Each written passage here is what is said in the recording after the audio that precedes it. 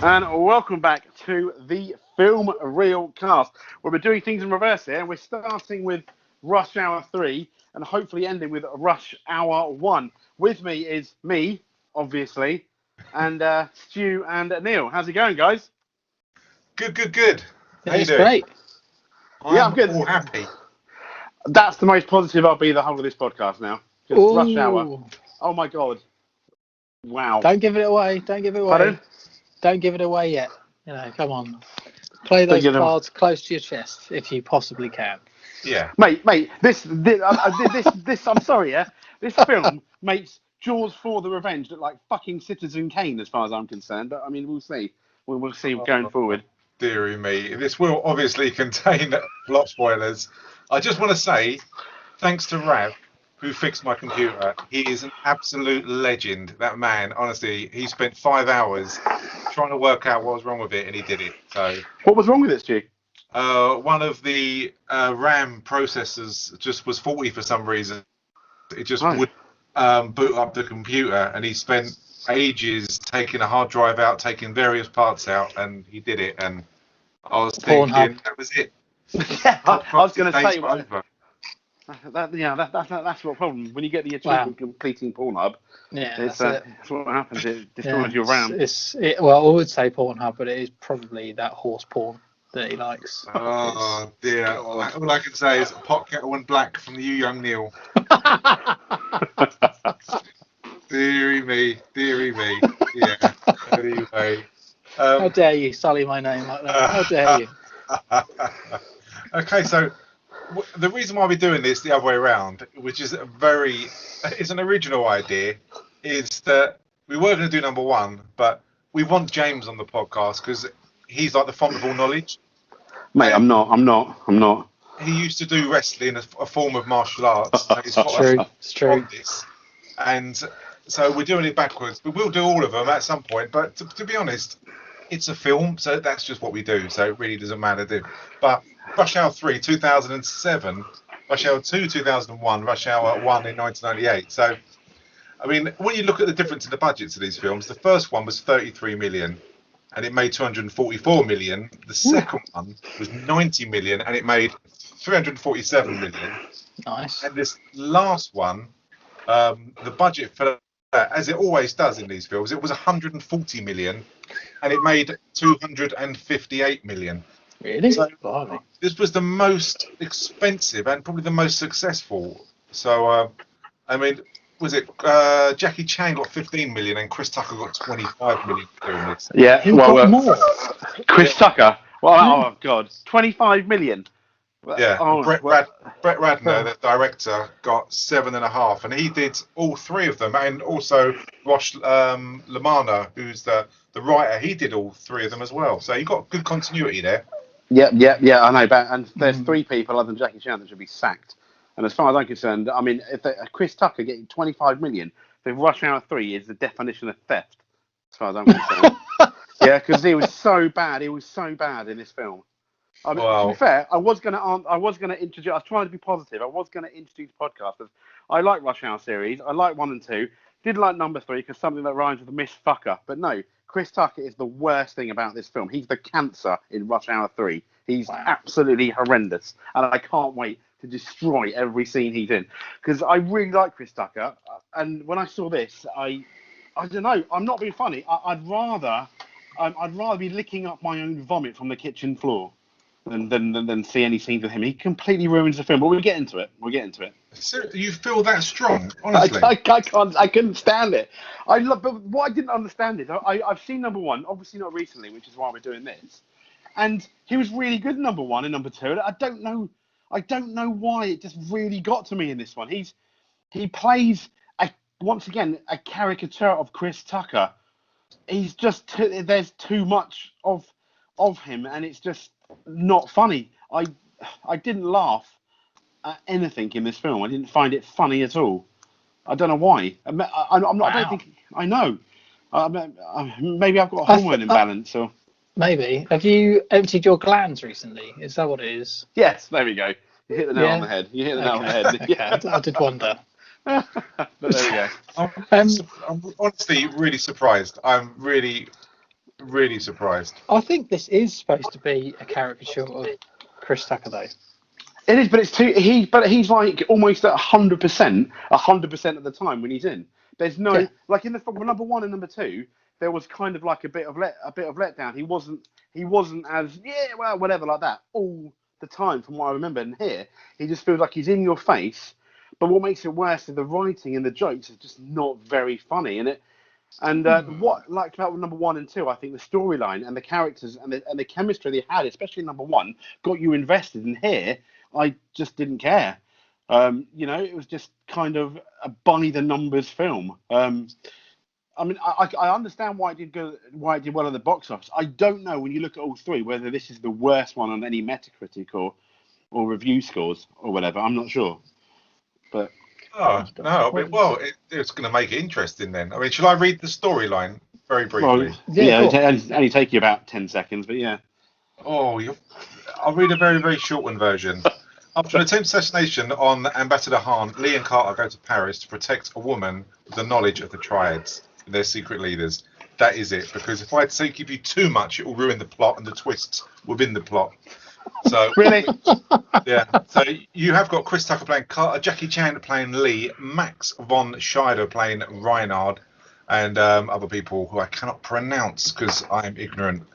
But you've got Kenji who plays the baddie and is he's kind of like a half brother of Jackie Chan. Kenny G.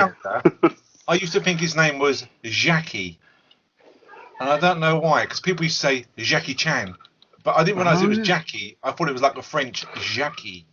And it was only until I was about 12 that I realised that it wasn't. So it is indeed Jackie Chan. Yeah. So he's also fluent in French.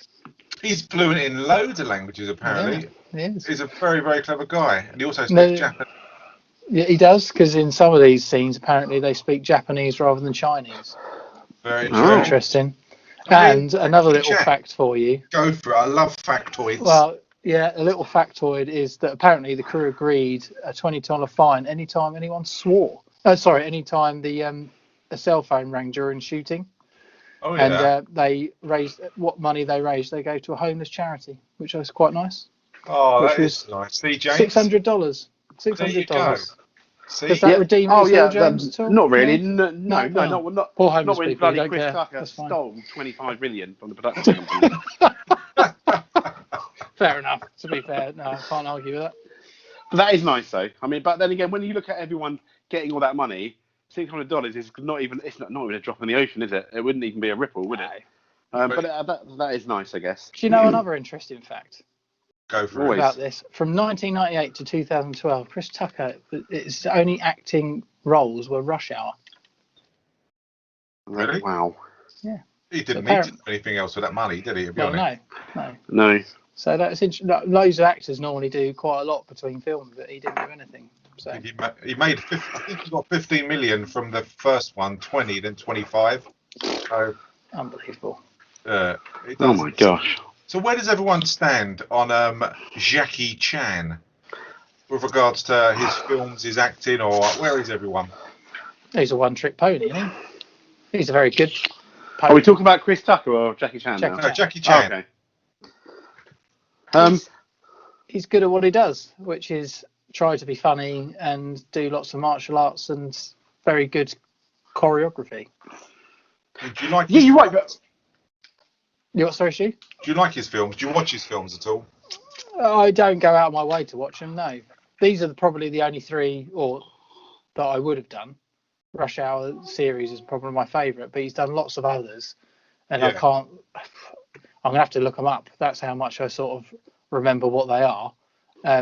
Shanghai Noon or Dawn or whatever it was, and no, I can be honest, no. No, what about you, Jay?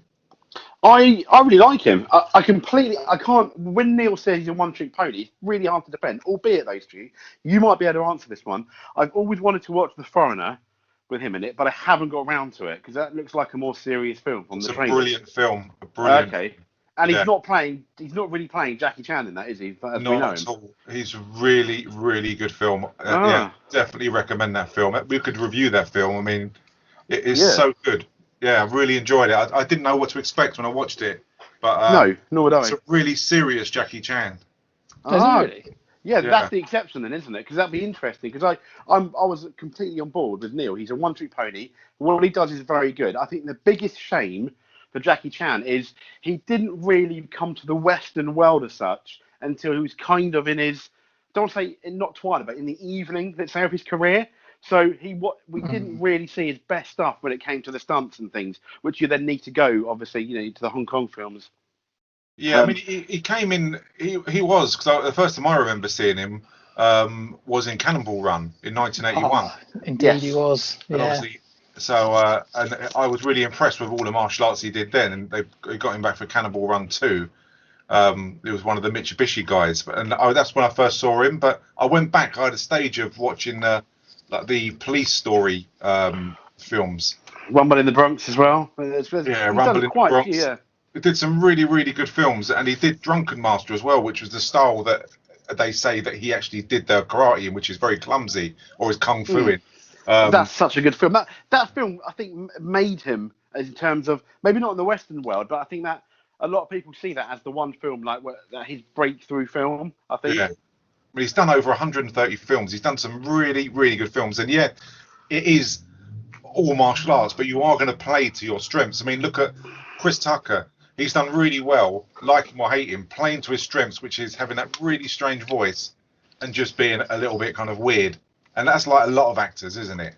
Yeah. So Yeah, no, of course it is. you kind of play to what you're good at, and if you're getting paid millions for it, then fair enough. But yeah, I mean, Jackie Chan hasn't done the best of films, but he must be doing something right, because he's been consistent, especially in the West, where, I mean, for Karate Kid and different things like that he's done really well. And I think he was in what was that, the other one, the Tuxedo as well, which the kids liked. So he can kind of play different roles, but I'm so pleased that he did The Foreigner, because that proved to everyone that he can take on really serious roles that don't involve martial arts. And he still does a few of his own stunts in it, but it isn't the wacky kind of slapstick kung fu at all. It's quite a serious film. But yeah, definitely recommend that. It was on Netflix. I don't know if it still is. When was he in when was that? 2017. Yeah, 2000. Oh, was it? Yeah. Yeah, it's a cracking film. Really good. Oh, yeah, there it is. Yeah, I was struggling to sell seeing Foreigner. I've not seen it, so I'll have to look out for that. Yeah, very, very good. Totally recommend that. But so I mean, I love these films. Are great. The first one, I watched the first one quite a few times to review it, and I didn't watch the second one, but they're all pretty much the same, and you know who's going to be the bad guy. The first one, you knew who was the bad guy. It's instant, wasn't it? Instantly, just knew who was the bad guy. They just kind of, it's like rewrapping the same present, isn't it? It was this one, definitely. It was exactly the same, pretty much the same thing, completely just set in Paris. Yeah, and I think this one's set, what is it, 3 years after the last one. But not that there's really any kind of continuity, as in they kind of have an effect or a knock-on effect like the MCU or something. But at the start of this, I enjoyed. I mean, I know James is going to fucking hate it, but just Chris Tucker, I find him quite amusing. I used to hate him in Fifth Element. I hated him. But in this, when he's standing there directing traffic, dancing, just being a dick, I was laughing out loud. See, I'm the opposite. I liked him in Fifth Element. I thought it was quite interesting. Here, he's just a dickhead in a police uniform. I thought listening to it. I mean, I get it. The problem I have is watching the first. I haven't seen the first one for a while, but it was like where the first one. I think the first one, albeit is a comedy, is a lot more grounded. As in, like here, I had to really suspend my disbelief as if I was watching Peter Pan. I mean, this one, the first one, I was like, I kind of accepted a lot more. And here, it just started off. Yeah, you're right, Stu. It did annoy me. It's the way he's dancing around, and then it's just really, really silly. And yeah, it got me off on the wrong foot. It basically pissed all my strawberries straight away before the film even started. If I'm honest, and it didn't get any better. Had you seen this one before? No, funnily enough, I hadn't seen Rush Hour 3. I had seen 1 and 2, but not 3. Wow. What about yourself, Neil? Yeah, I have to kind of agree with James, to be honest. I didn't find it funny. I see why they did it.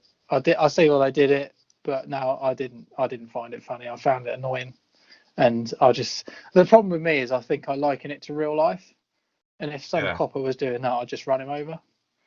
Do you know, it might be because I'm on so fuck off. Direct it properly, I don't do it at all. That's why I'm so happy being on annual leave. That's probably the reason why I'm just loving everything at the moment. I think run over's harsh. I wouldn't, but I would just drive past him and say, "Fuck off, mate. I'm not waiting for you to dance me across the road." Wow. And then, of course, it goes wrong, and everyone starts crashing their cars because he's so shit at his job. I mean, there are so many ways you could have filmed that better than him not being shit at his job. Confusing, something happened, he had to wave his arms around, or even a bloody wasp or a bee getting in. Something other than that, because it was so silly the way it was done. So I thought it was good. I enjoyed it. He was just dancing in a world of his own, just waving his arms around, and that's it. He just crashes. I didn't need any more than that. I just thought it was funny. But the problem I have with that is this guy is a police officer. Yes, it's a comedy, but there has to be some element, because he's a police officer, because he's a detective, and he's trusted to obviously go to Paris. There has to be some element of you believe this guy, albeit a bit of a dork, is professional in some sorts. And at no point in this film do you see anywhere where he would even got through the police force. There's no saving grace to his character in this one. Well, I think the other ones, we can make an argument for, and I think that's the problem I had. And it started, and you never saw that. So I think that's the joke of it, that he is a joke, and that you can't believe someone like that will be in the police force. And that's why I think it works, because Inspector Lee, Jackie Chan, is very serious, and that Chris Tucker is just an idiot and he wings everything. And that's why I think it's one of the best comedies ever fucking filmed in my life. Shut up. mate. I was almost believing, comedy. Yeah. Along with the 25 million he got paid, I'm not getting over that anytime soon. I know it wasn't enough, but it goes to the. Mate, I'm not being funny. I'm gonna have a stroke during this podcast. I'm getting so angry. Keep it quiet when you do. If you do, let me know. I'll find a sound effect suitable to. So they go to the World Criminal Court.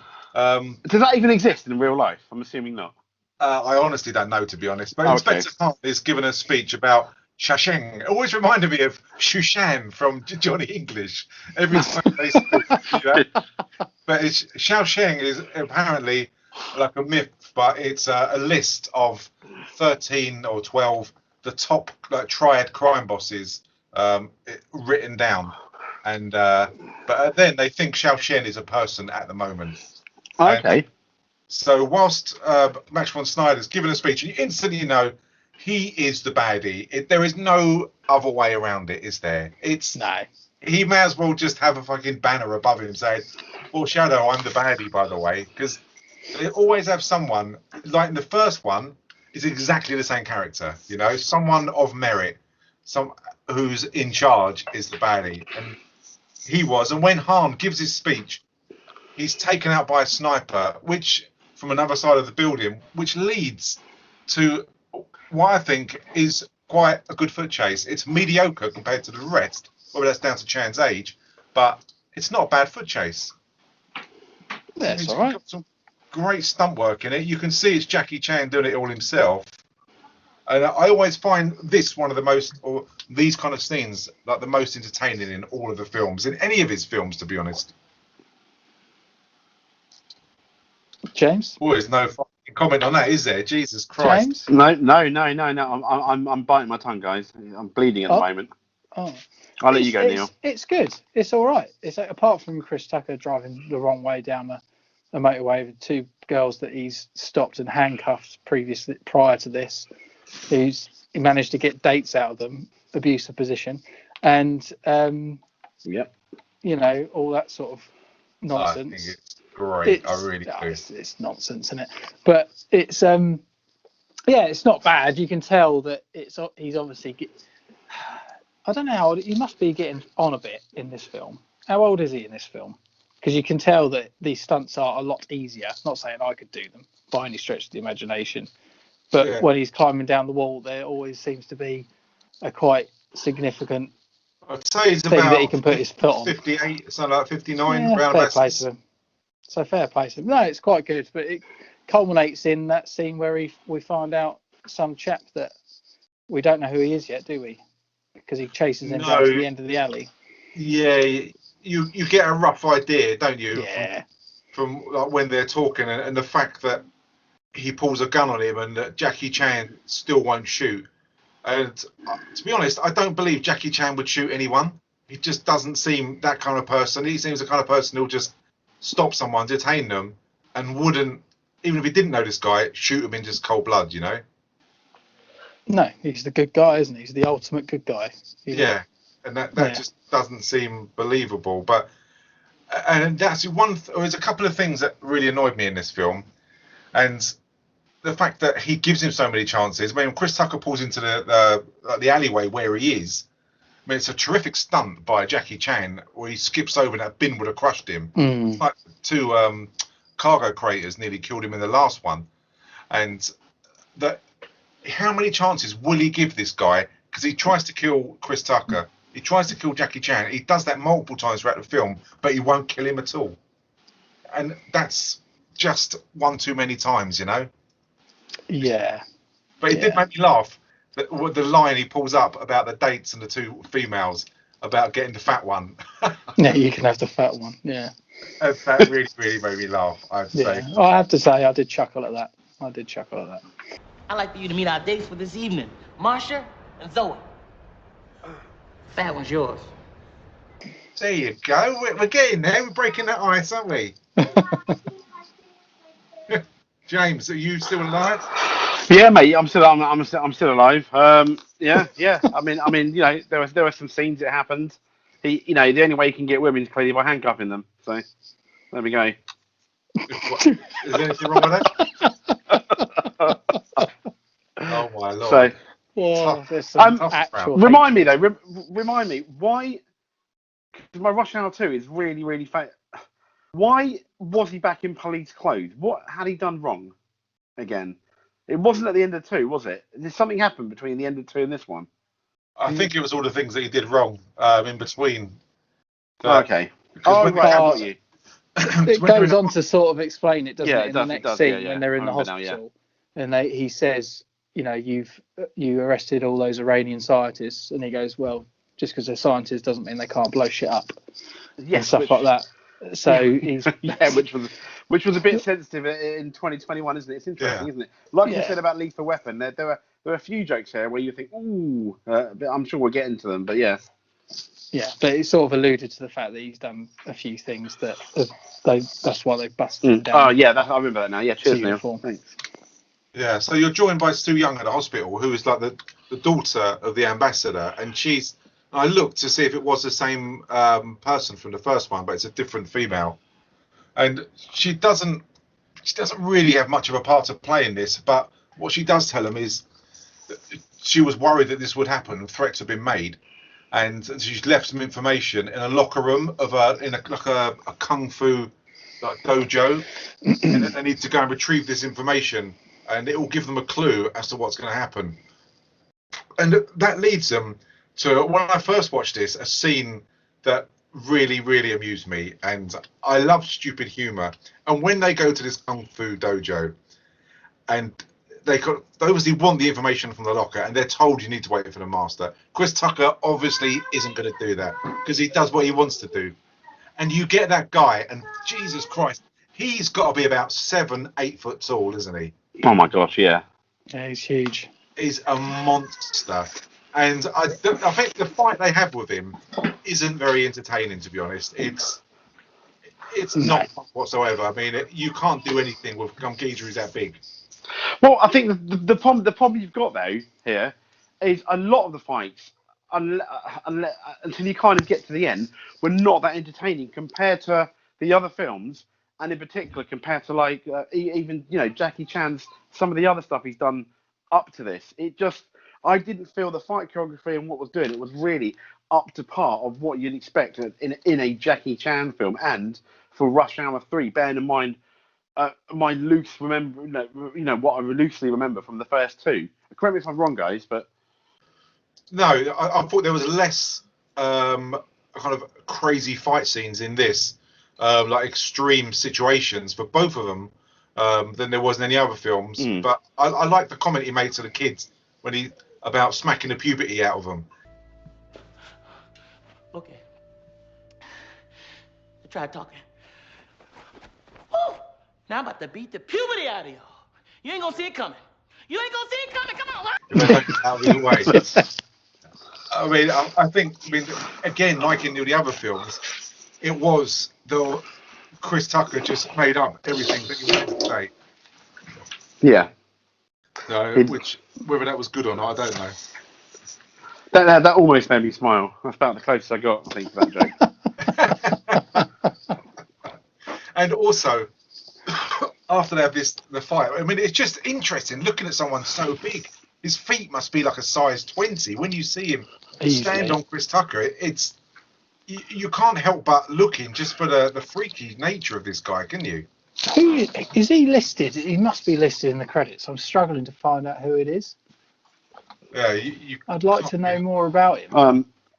You would like to know more about him? Yeah. What else has he been in? Because I thought maybe he was a basketball player or something like that. Oh, yeah. That had sort of been broken into acting. Just the fact that he was obviously Chinese or Japanese, so he could play this part. His name is Sun Ming.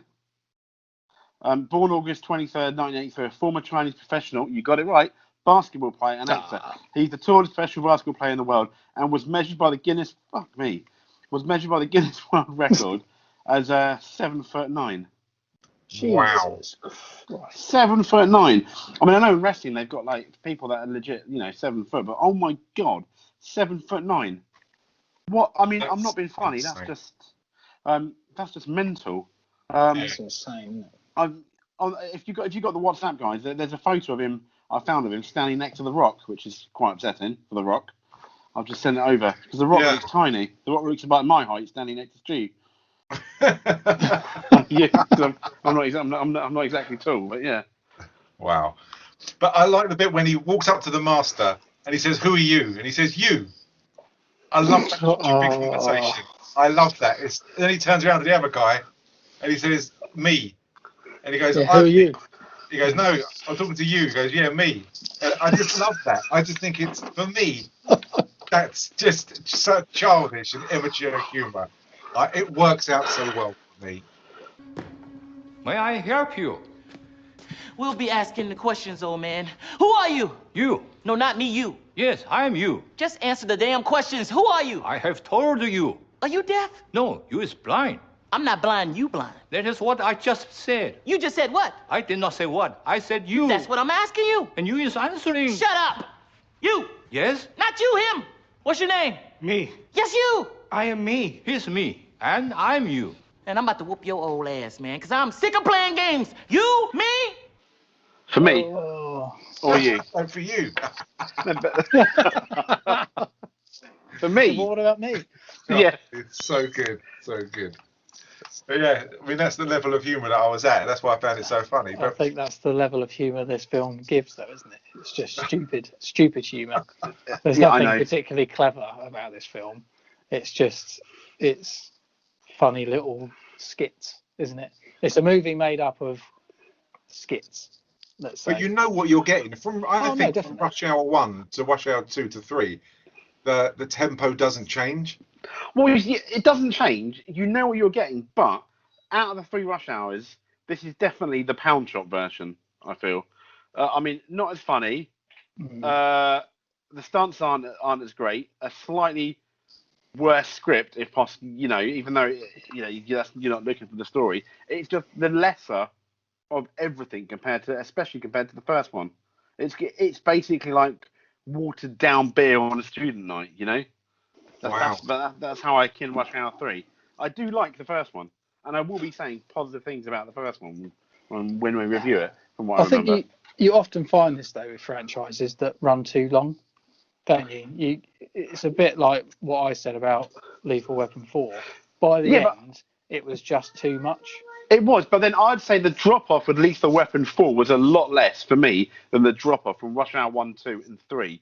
I mean, I know you didn't like. I enjoyed Lethal Weapon 4, but this, when you got Rush Hour 1 and 2, and this is fucking at the bottom of a cliff.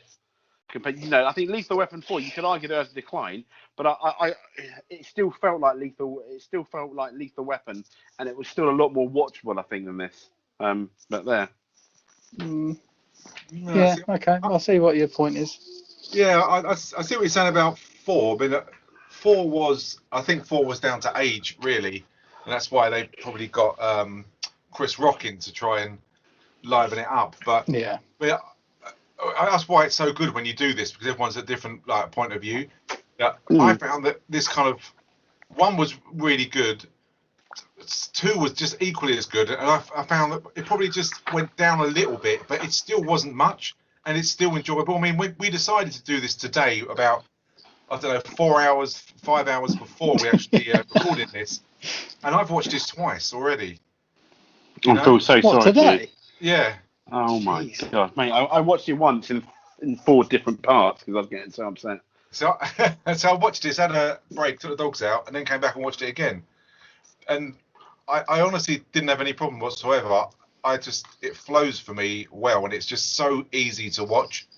And I like a film where you can just crack on, like you can wash up and just watch a film. You don't have to concentrate on it. And it's still entertaining. And this film just gives me that. It's so simple, but it works well for me. So, but I mean, at the hospital, that's where they go, because they know that shit's going to happen. The stuff from the locker, Soo Young, has been taken, and when they go there, they realise that the assassins are there, but they've moved. They've done a Godfather kind of move, and they've moved in from the hospital, and they have a shootout at the hospital. And I quite like this. Again, it was the action, the tempo kind of goes down, and then it's lifted up by this shootout at the hospital, and it's a generic Rush Hour shootout, to be honest. Lots of action, lots of jokes in between, and it done it for me. It kind of ticked all the boxes. But I know it wouldn't for you guys. Look, it's done. Like I said, it's got good.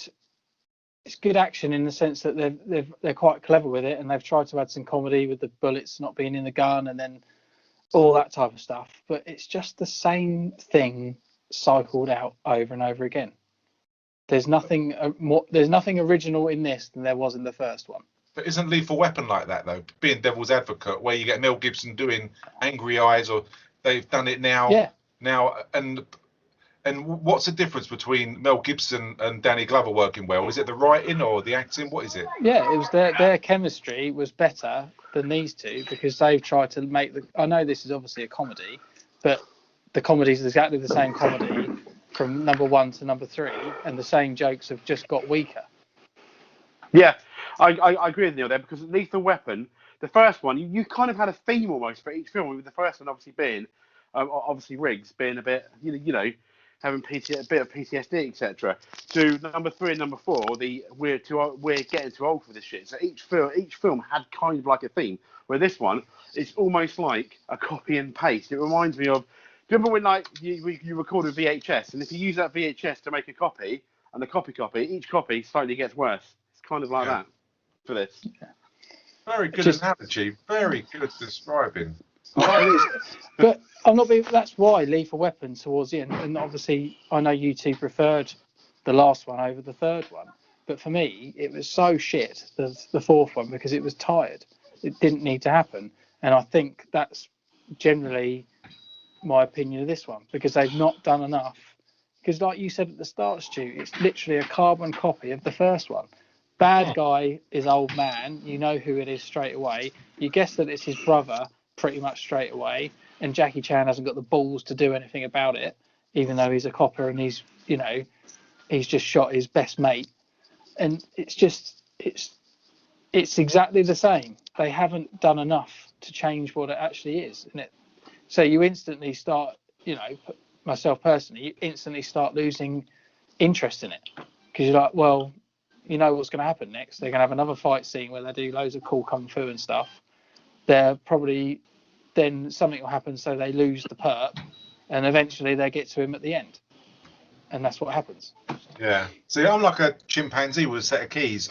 It just keeps me amused. But their joke just keep me amused all the time, and it's weird because one man's like recycling of the same old shit. To me, is I'm so pleased they've done it because that's what I like. I mean, they find out, like, for instance, one of the assassins speaks French, which is surprising because you'd think it'd be of like Asian kind of like descent and language, but then they get a nun from the church in who speaks French and translates. I thought this scene, the first time I saw it, because I've seen this so many times, obviously the comedy wears off, but I thought this was really funny. First time watching it, Jay, first time watching it for you, what did you think? Like the questioning was very, very funny for me. It was mildly amusing, especially when they started getting to name calling. But yeah, it was all right. Yeah, it was one of the highlights of the film. What about you, Neil? I thought it got a bit. It was funny to begin with, and it sort of went on for a bit too long for me. But I liked it. I got it, and I think I liked it at the end where Carter gives her a high five and says it's always a pleasure to work with you, and she's like anytime, and stuff like that. So they've clearly done this type of thing before, and it's quite funny. But there again, that is a callback to the first one, which we sort of look at when we watch number one at some point. Which callback was that then? Which part was that? It's where he's obviously taking Jackie Chan around, isn't he, to take him off the scent of the case, and he goes into that bar, and he basically holds up the place saying, "You're going to tell me who this little girl is," and gets Jackie Chan to stand outside, and they're actually mates. Oh, that's right. It's his cousin, isn't it? It's his cousin, and he's pretending to be the big I am, but it's actually his cousin. So it's a very similar joke, again, recycled. Yeah, no, that makes sense. So what they do next is one thing that is meant to get the audience gripped, is actually hand the girl over, Han's daughter, over to the baddie, which is always a no-no. And to Reynard, it's funny because, again, they do these things, and it's very, very similar to the first one. I can't remember the second one, to be honest. I haven't watched the second one for such a long time. But again, they kind of recycle it. But to me, it didn't bother me because it was part of what's going to happen. You expect it to happen. I mean, the bomb goes off, like a pretend assassination attempt on his life. I can never pronounce his name. Max von Sydow, isn't it? Ming the Merciless. That's what I should call him. That's what it'll always be Ming to me. He is Ming, isn't he? He's also the head judge in Judge Dredd. He has to do the long walk. It's one of your favourite films, isn't it? Oh my god! Other than Sly being in it, yes, it's quite good. Oh no! Oh my god! Oh no! Fucking hell! It's got worse.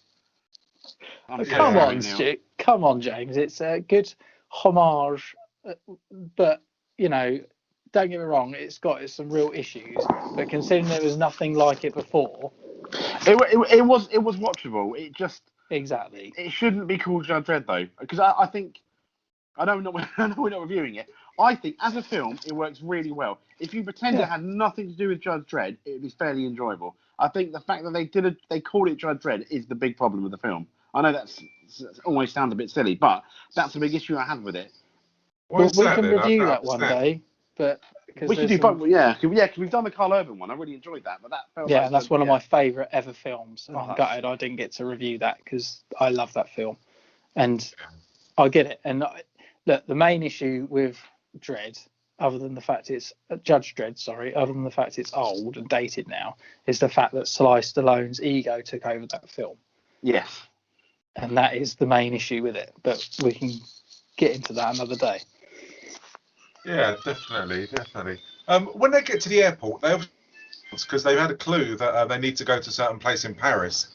And upon arrival in Paris, they get detained by the gendarmes, and they get kind of beaten up with yellow pages. Why is that? Who's doing that? Who's whistling? Well, it's my child. I'm just going to tell him politely to be quiet. I'm I'm going to have to put it on mute, though. So thanks. Yeah, 2 seconds. yeah. Don't incriminate yourself. So why do they, Neil? Why do they get assaulted when they arrive in Paris? Because, Who's doing that? Is that uh, Max von Sydow's idea? I don't think so. I don't think it is. I think it's. Oh, maybe it is. I didn't look into it too much, to be honest. I just thought it was the head of police being a massive dickhead, to be honest. I didn't know And trying to stamp his authority on these Is that two the coppers French turning version of up. Charles Bronson you're talking Yeah. about? Yeah. Yeah. Why were they assaulted when they arrived, Jay?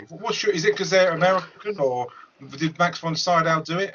It's because this fucking script is written by a bunch of kindergarten people thinking it's funny. That's why.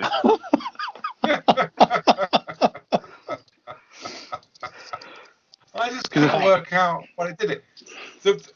The next bit is the worst part in this film for me. If I didn't like this film as much as I do, I would destroy this film with George, the taxi driver. Oh, don't. He's the worst bit of this, isn't he? Mate, he's the fucking long most for way. me. Oh, Yeah. You like George the Awful. taxi driver? Oh, here we go. Just for everyone No. listening, this is where James goes against what I say because No, I've I made him completely watch agree with you. But this film. I mean, for me now, just for you choosing this film, he's my best part of this film now. You're right. I'm gonna be predictable. Yeah. I mean, I'm not being funny. Yeah. You know, his French accent was very good. And he, as a taxi driver, he was the most believable character in the whole film until he got a bit silly. But it's so weird. I don't understand that he gets in the taxi, or they get in the taxi, and he hates Americans, refuses to drive them anywhere. And then I don't know if it's like on this immediate journey. I mean, it did make me laugh when Chris Tucker made him sing the national anthem. Say you love America. I love America. Please don't kill me. Sing the national anthem. Allons enfants de Not la... that one, man. Sing the American one. Oh, no. Oh, say, can you see? Oh, see, can you see? Yeah, that made me laugh. not at all. I found it quite odd that the fact that he's there saying, I fucking hate Americans, all you do is bully people, all this type of stuff, and he pulls a gun on him and bullies him into singing the national anthem, and then all of a sudden he's like, yeah, I'll drive you around and we're good mates. So what you have then really is a bit of terrorism linked with a bit of indoctrination there, really, isn't it? When you think about it, I mean, it's not good at all. I didn't find that funny. I almost felt cringily awkward about that whole thing. It was just really bizarre and really strange writing. I didn't get that at all. Comedy genius, writing genius. To be honest, I thought it was absolutely they obviously they're looking for. They're looking for what they think is the list, and Chow Cheng, and they go to this casino, which is like a bit of a whorehouse as well, and then they meet Guinevere, and again, I'm going to be alone on this one, and I'll probably stand in the shadows. I just like the ignorance of Chris Tucker, where he thinks that all foreign people can't speak English, and he sits next to her, and what he says to her at the poker table is really filthy, and she comes back and she understands every word that he says. For me, I like that because it shows his ignorance, which was funny to me. Yeah, but it's very much his character, isn't it? He's a womanizer, isn't he? He's constantly trying to get laid and isn't generally very successful at it. But the fact is, she likes it. So, she does like it. What did you think of her? Her character, kind of everything. I found her very cardboard acting. I thought she was more attractive with no hair, which was really strange. Do you know what? I have to agree with you. Yeah, I thought she was really, really nice with no hair. She's an attractive woman, and I think the dress she wears at the poker table is absolutely fantastic, to be honest. But to her, she's very cardboard the way she acts. But you wouldn't expect anything else in this, to be honest. You're not going to look for an Oscar-winning performance, are you? There's nothing Oscar-winning about this film. That's for sure. But other than the comedy, apparently. But no, she's there because not discrediting her acting, because she may have been in other things that she was fantastic in, but she's not good at this. And it's the fact that she is drop dead gorgeous. So, and you know. Yeah. And Jackie Chan goes to the bar and asks for that Guinevere, and it's probably pronounced better in French. And he meets this other Asian lady at the bar, and he goes back. And I think that, Chris Tucker believes this one's a bit of brass, isn't it? That he can go back, and he wants him to get his end away. Yeah. And I like the fact that he's pretty chuffed, and it is very tropey. It's been done before. That Jackie Chan goes back to her room, and obviously she kicks off and have this fight, and Chris Tucker's outside the bedroom door, thinking that he's getting his end away, so all you can hear is crunching and groaning and stuff like that. I did laugh at this. Tropey, but I just thought it was just good fun. That's all it is. It's just good fun. That was good fun. And the fight scene was good. Again, it was good. It was well choreographed, but it was, it's the same old thing, isn't it? Have cool kung fu fight, and was stupid shit that would never happen, like these legs through the glass table and stuff. But it is funny that Chris Tucker's out there weirdly eavesdropping on his mate, potentially shagging some bird, telling her how to give it to her. Yeah, that was really weird that he was outside listening as if he could have been nailing her completely, and then he's outside with a massive smile on his face. That was a bit fucking strange. You expect Jackie Chan to open the door and he's actually knocking one out? Yeah, that wouldn't have surprised me. Yeah. To be honest, I would have liked that.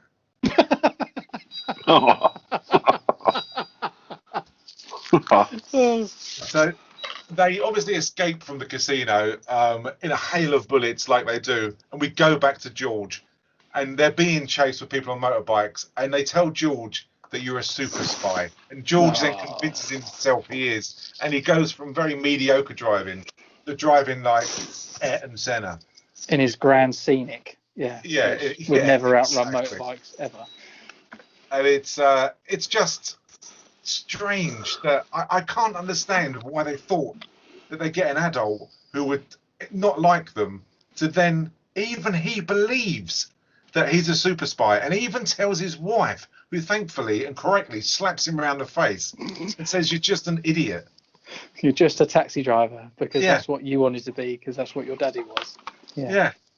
And it's so strange that he believes he is, and it's just, if they would have had someone who was driving and cutting these people up by accident because he was so shit scared, that would have worked much better for me than someone who they missed. I personally think they missed a really good trick here, a really, really good semi cameo. I know it wouldn't have happened. I'd have loved it had they got the guy from the French film in '98, Taxi, driving the taxi. You not seen the French film Taxi? No, French film. Sammy, yeah. They remade it in 2004. No, not seen it. With I think Queen Latifah. Yeah, they remade. Yeah, but it's based on a French film with a guy, and it's obviously infinitely better. Subtitles. It's a really good film. It's 1998 Taxi. He's just a guy. It's kind of like akin to like the Transporter, kind of like. For me, they just missed a trick there, being in Paris and everything. What you're saying? It's a better film, even though Queen Latifah was a taxi driver. I don't believe you. No, not in the original. Not in the original. Queen Latifah was in the remake of it. They basically, that's what I mean. The Americans in the remake. No. The remake is not. I mean, it's better than this film, if I'm honest. But the remake is not very good. No, the original is really good. I've seen the poster for it, or actually the front cover of the back then on the DVD, where it's got Queen Latifah with a crazy face driving a taxi. It just doesn't do anything for me. And I like I think she's really good. And she's stunning in Hairspray, which I watched the other day. She's brilliant in that. She's so good. I really like it. Yeah, I really like in that film where she goes on holiday thinking that she's going to die, and then she doesn't. But I forgot what it's called. It's not called The Holiday. I forgot what it's called now. The Last Holiday. Yeah. Have you seen that? Oh, really? It's a really nice film. Yeah. It's not going to win any awards. I think what she does, she's really, really good. Yeah, she's stunningly lovely as well. Yeah. She's really good. And she deserves 25 million, unlike Chris Tucker. But moving on. Oh, God. Jesus Christ. Close that wound up, man.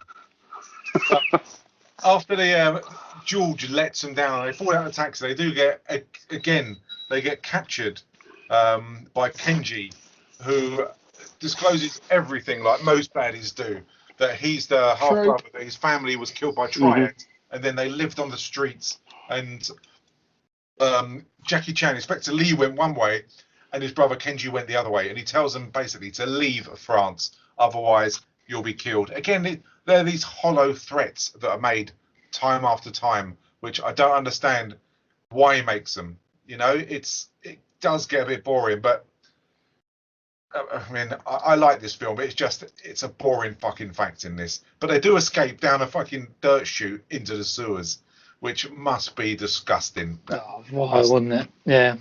Chris Tucker said it. I'd rather get shot. There's no, fuck that. Yeah. And you go from here to having a moment which I've had in every single film, where they have the very heartfelt moment where their friendship's possibly breaking down. There's no other way they can go. They're at a dead end. And it's just awful. It really is tropey. And they have it in this film. And you know it's coming. It's like you're ticking boxes, isn't it? Well, that's what this film does. We've said this. You keep liking it, but you're not really selling it yourself, mate, to be honest. Because it just keeps fucking ticking the same boxes over and over again. No, I like this. It's just, I don't need this bit in the film. I love the wackiness. I love the action. I don't like George. I don't like this. Apart from that, there is not one shit scene in this film. It just came out of nowhere, though, as well, didn't it? Because they were all right. And, yeah, they had a bad time and they're being told to get out of Paris. And Jackie's been found out for not being honest. But then to just turn around and say, to hurt Chris when all he's doing is trying to help him, it was just such a dick move. And it was just really strange. Yeah, it was. It was just like, hang on a minute. All of a sudden, just being a complete tool. Yeah. You know. So, I mean, James, it just pull your heartstrings, did it? No, not really. I mean, it didn't. It's the trope, but it's the trope again, isn't it? Like the cliche of the two buddies, you know, having issues.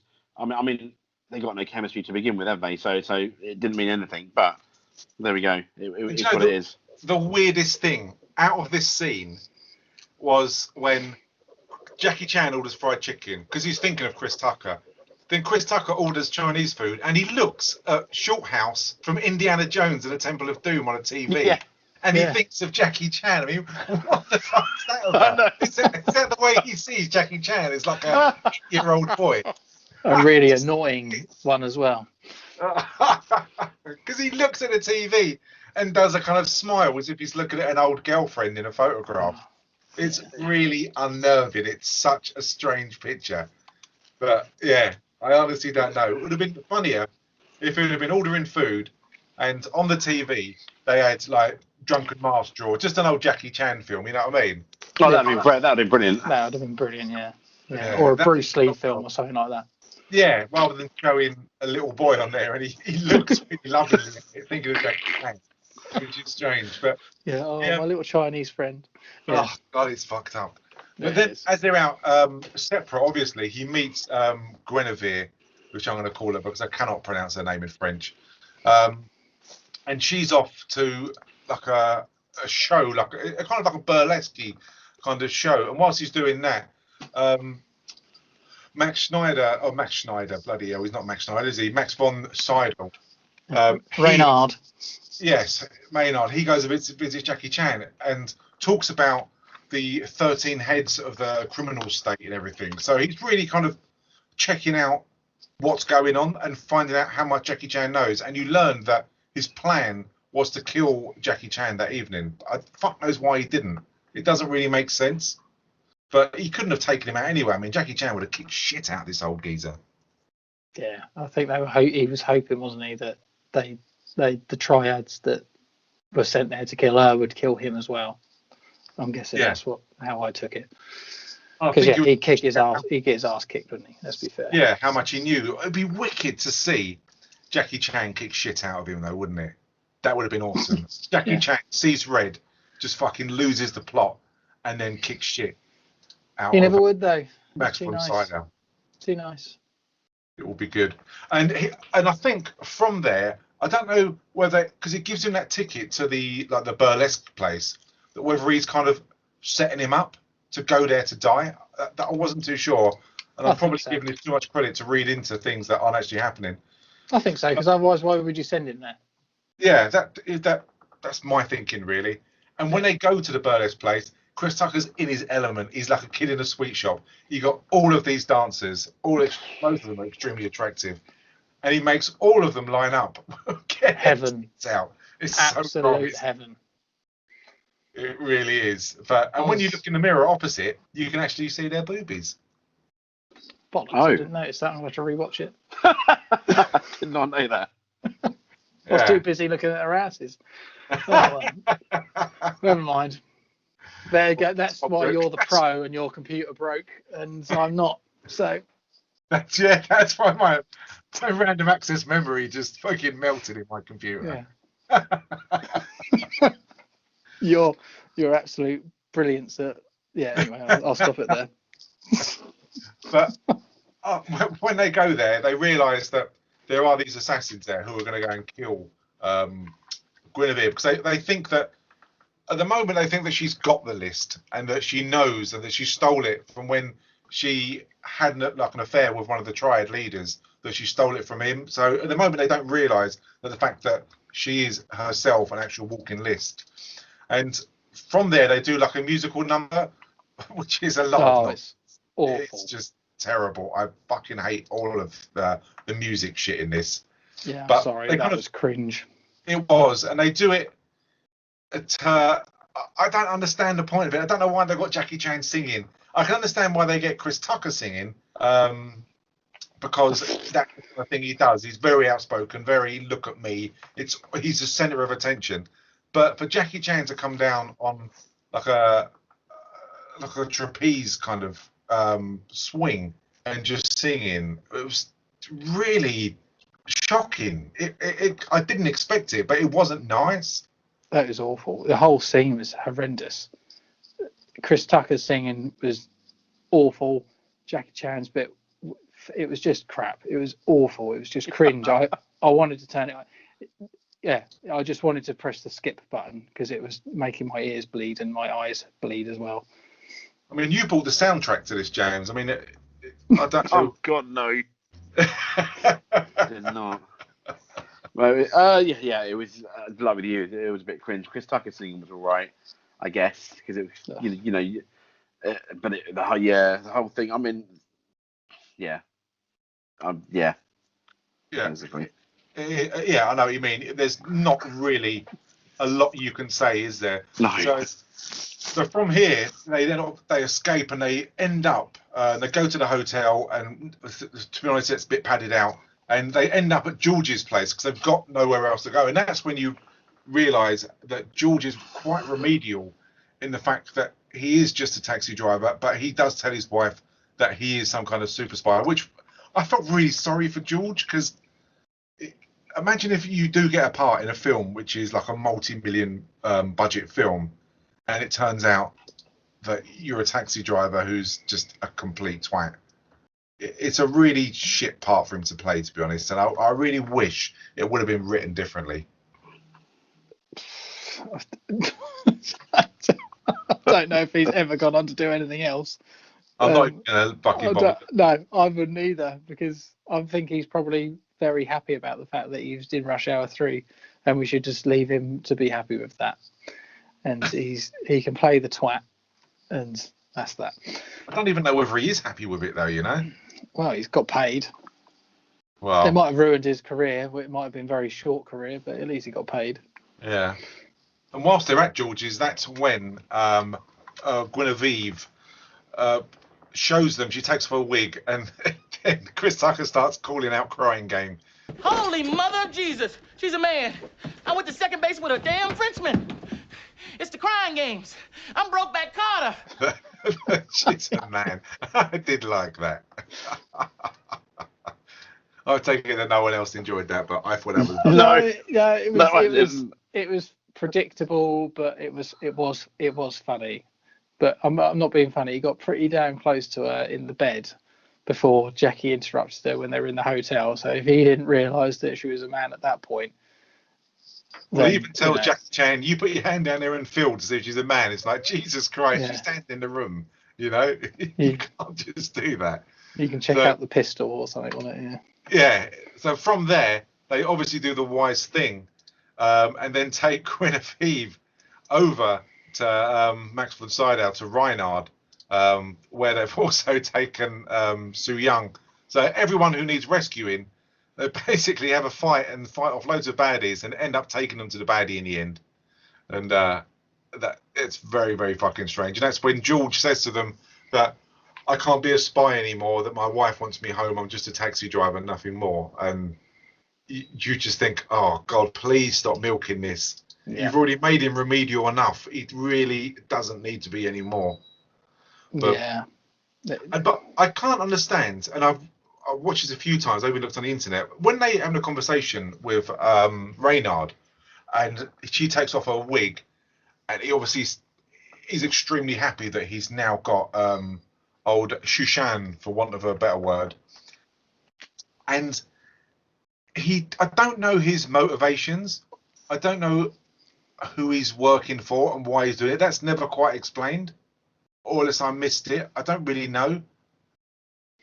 Don't ask me. I couldn't figure it out either. I don't know why he wanted it. No, Maybe he wanted it so he could sell it to them, or hold the list for ransom, or something like that. Did you pick up on it, Jay? No, I stopped counting at this point. If I'm honest, that's one of the film to end. I mean, the script was so bad. The story was. It's almost like they couldn't even get a simple story right. That's what I felt. Yeah, cause I think Neil could be right about blackmailing, because he says, "Oh look, there's Shay Shen," and says the 13 leaders of the tribes. We finally got it. It's not a myth, but he normally in these films they actually spell out why they need it. But Yep, but I know. I don't know why he wanted it. No, so what you're saying is the motivation of the main villain is in this fairly, simplistic film is unknown, really. All I can think is Maynard is working for Kenji, his brother. That's all. Yeah. All I could think. When they're working together. But I'm sure there's a deleted scene somewhere, then hopefully, or something. Maybe it's a director's cut, which is 3 hours long. I really hope not. We can do that and compare it. So I realised that Su Young has obviously been kidnapped as well, and they go to the Eiffel Tower for like the final scene, the final battle, which I enjoyed this. I know you two wouldn't like it, but no, I thought the fight scene was right. But this is the best part of the film. Oh wow! The last bit. Tell me why you liked it then. I've heard criticisms. What's your liking of this? No, because this. I mean, this is the only time it felt like a Rush Hour and Jackie Chan film, isn't it? With those fight scenes at the end, I thought they weren't great, but it was the best part of the film. I mean, even Chris Tucker getting involved with people that would really realistically kick his character's ass, which was a bit unrealistic. But the Jackie Chan and the brother fight, I thought was quite good. And I thought it was nice, but it was going when Jackie Chan was trying to save his brother as well.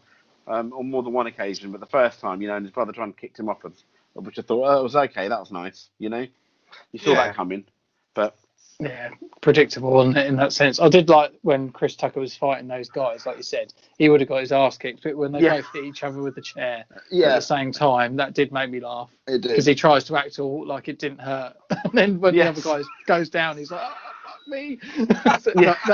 That did make me laugh, because that'd be something I'd do, like hold it in, fucking hell. Yeah. No one's watching now. I can cry. Yeah, I can cry now. I'm on my own. Yeah. So, no, to me, you're right, James. I think this is it's very well done. It's the best bit, but it just frustrates me that, and I suppose it's good for Jackie Chan's character, but he never seems to be able to lose it. He can never just. Yeah, most people will just say, you know what, fuck this, I've had enough. You can piss off now. I've tried to save your life, and you fucking throw me out of a window on the Eiffel Tower, and now you're trying to chop me in half with a sword whilst we're balancing around. And then they're going on the netting, and he still tries to save his life. But as you said earlier, he's the good guy, isn't he? That's why we love him. But the worst bit about this was that he makes Jackie let him go so he can fall to his death, and then it doesn't even fall off anyway, does it? It just pings off a little bit, and he quite happily swings over to another ledge. Yeah, it conveniently falls onto another girder, and he just kind of strolls away. If he just held on for 2 more minutes, he would have been absolutely fine. That's almost a meme, isn't it? It's just But it's really good. I like the stunts and the action. The pace is really enjoyable. And even when Chris Tucker goes to rescue Su Young, and you get that other woman out there, and the fact that in these films, all of them, that she gets her ass kicked as well, and the fact that she gets taken out and crushed in one of those massive wheels. I just that was think good. brilliant, Yeah. Brilliant death, sick. Yeah, it was absolutely awful. And you didn't need to see it either, did you? Which was nice because No. it didn't, it kept it that That's sort of 12 PG sort of level. Yeah. You knew it happened, but I would say watching this, I hate heights. I cannot stand heights. My stomach turns so many times. Yeah. It's awful. It really, really is. But it was a shame because I thought the choreography and everything was really good throughout this until they're on the ledge waiting to escape, and they've sent Soo Young down in one of the lifts, and then there's another shootout, and when they kind of parachute off on a flag from the Eiffel Tower. Oh, it's a bad It's choice. awful, isn't it? The CGI in it is fucking terrible as well. Yeah. Isn't it? You can just see it, and then the trope. Oh look, it's ripping. Yeah. And then they shot at, the flag rips, and when they land, I mean, they're kind of greeted conveniently by Reynard, and he's there, and he's got a gun, and even now, when I watched it, he doesn't say why he wanted it. They said to him, in your position, you're the head of the crime commission, you should be doing this, but he doesn't say, yeah, but I'm being paid millions of pounds by the Triads to actually do this. It's never comes out, which is really frustrating. And even worse, when he gets shot when he's about to shoot both Jackie Chan and Chris Tucker, and the fact that it's George, and that George is just a member of public who's quite happy that he's finally murdered someone. Yeah, because he says that, doesn't he? I want to be like an American and kill someone for no reason. Yeah. And, I mean, it's really dissing America, isn't it? The fact that they think that their gun controls it. Maybe it's a political statement. I don't know. It's really strange. Where did George get a gun from, first of all? I don't know. I don't know what the French laws are around firearms, but I can't imagine you can walk around with them. And he said he followed them, and all he says is case closed when he shoots them. I mean, he's properly insane that they've created this monster now that everywhere he goes now, he'll believe that he's a police officer, and that if he sees a crime whilst he's driving around in his taxi, he'll probably kill someone. Well, mate, you've just done the fucking synopsis for Rush Hour 4, haven't you? They're making a Rush Hour 4 as well. There are indeed. Oh my god, no! They're doing the Lethal Weapon 5 bullshit. They're doing the Rush Hour 4. Yeah. I've always wanted an Avengers style get together of buddy cop films. Oh really? If they all got together for one case, it wouldn't be very good. but I'd probably watch it. You know what they do with the Expendables, basically. That would be good. I'd watch that. But that's really the end. They then do like some kind of crazy dance to war. I liked that bit. The nod to the first one. That was good. I like that bit. Yeah. So I mean, that was torture. I can tell for both of you that was really difficult.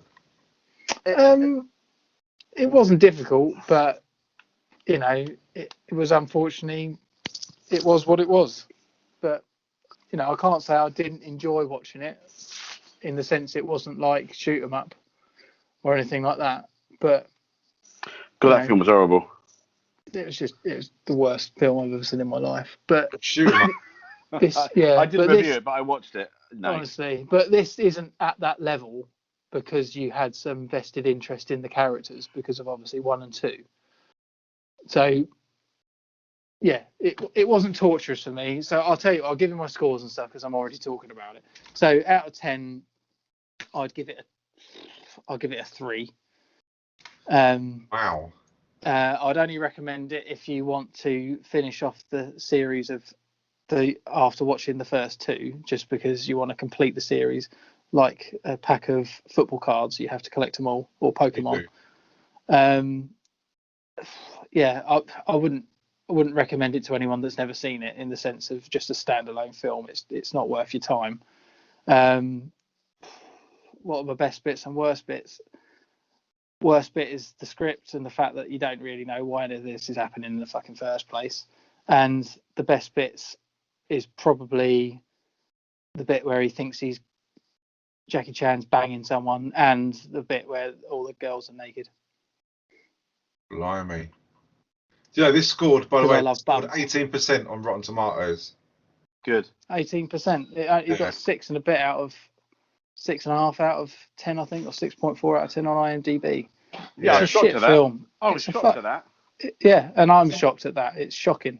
Some of the comments says, no matter how fast Chris Tucker shoots his mouth or Jackie Chan flashes his fist, they can't recapture the charm of the original Rush Hour. Exactly right. I think that says it. I think that basically says how I feel definitely about the film in the They even nutshell. quote Lethal Weapon. It says, like Lethal Weapon, this franchise has become lazier and less thrilling with each installment. Hopefully, unlike Lethal Weapon, they'll stop at part 3. But, well, that shows how old that is, because they... Well, there you go. That exactly is what I said about Lethal Weapon 4. They never needed to happen, and this is exactly the same. It didn't need to happen. On the other side of the fence, you get Wesley Morris, a very fine man, top critic, it says. And it says, this movie makes a fine replacement for the previous 2 installments. Remarkable, redundant, yet highly entertaining. So how much of his 25 million did Chris Tucker pay for him to write that? I don't even think he's clearly a bot, isn't he? 10%. 10%. 10%. So what's your thoughts on this, Joe? I've pretty got a rough idea of what's it going to score, but what do you think? Well, I think it's 18%. So yeah. I mean, I can't even give it a 2 out of 10. I'm honest. It's like a 1.5 out of 10. Is this worse than Sweeney? To be honest, it's on par with the Sweeney. Fuck.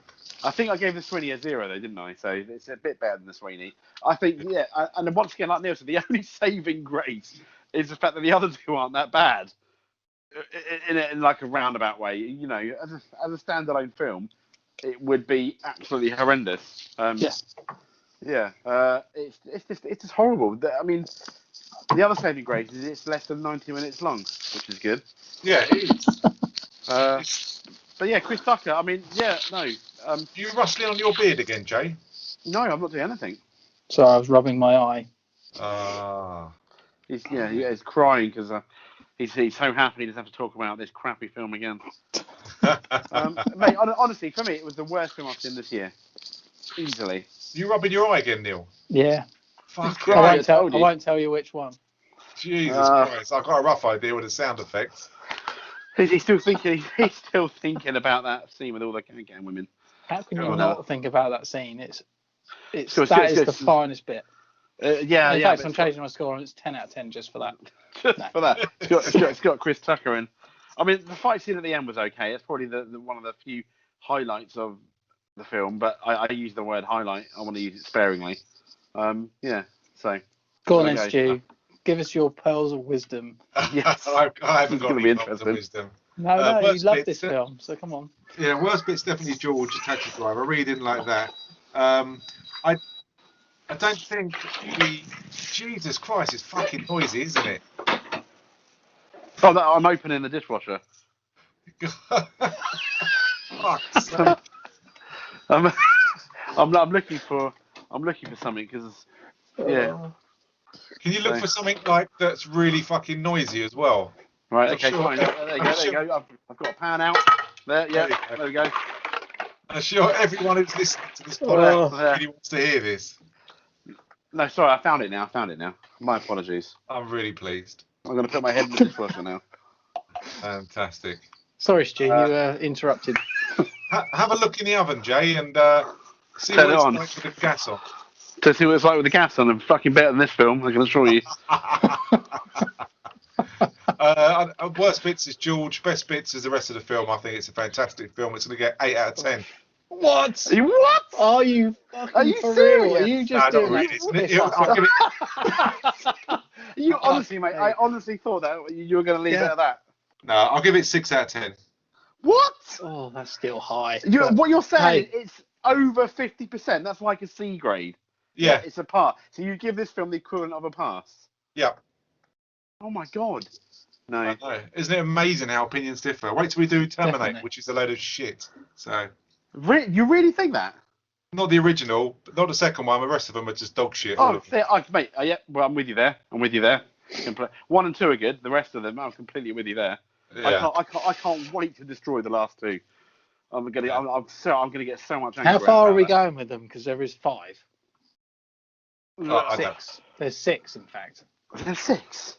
Yeah, Is there? There's Genesis Jeez. and Dark Fate as well. Yeah, we don't have to do them one by one all together in a row, but I do think it would be nice if we could get them all done this year because I love the first 2.